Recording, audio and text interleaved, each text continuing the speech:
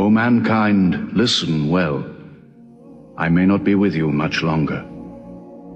The weak among you, feed them on what you eat, dress them as you are dressed. You will meet your God, and he will call you to account for your actions.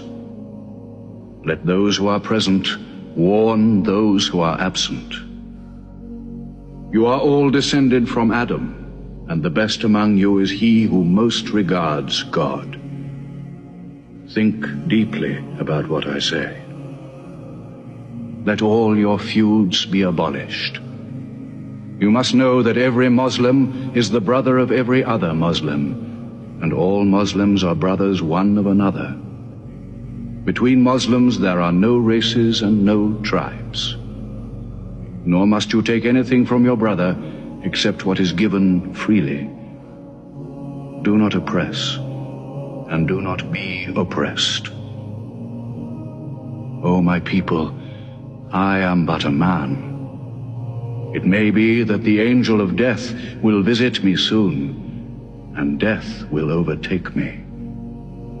But I have left you a book, revealed by God, the Quran, which is light and guidance. Now he repeated to the people the final revelation of the Quran, the seal and termination. Not Muhammad's words, but God's word. This day I have perfected your religion for you, and completed my favor to you, and have chosen for you Islam as your religion. On June the 8th, 632, in his 63rd year, Muhammad died. Many of his followers could not believe the fact. How can such a man die? But Abu Bakr, the Prophet's friend, stood up in the mosque. If anyone worships Muhammad, let him know that Muhammad is dead. But he who worships God, let him know that God is alive and cannot die.